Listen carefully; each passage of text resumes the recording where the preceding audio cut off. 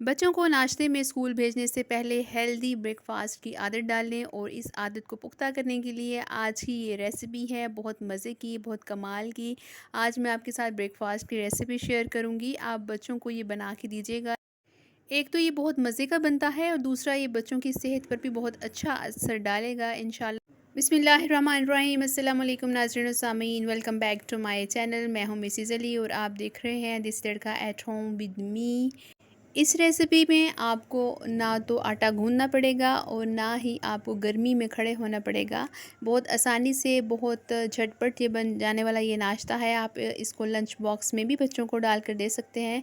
तो ये रेसिपी किस तरह से बनती है और इन पराठों को मैं किस तरह से बनाऊंगी, आप ये जानने के लिए मेरी वीडियो एंड तक ज़रूर देखें ताकि हर चीज़ आपको सही समझ में आ जाए और कुछ भी मिसिंग ना हो। तो चलें फिर स्टार्ट करते हैं।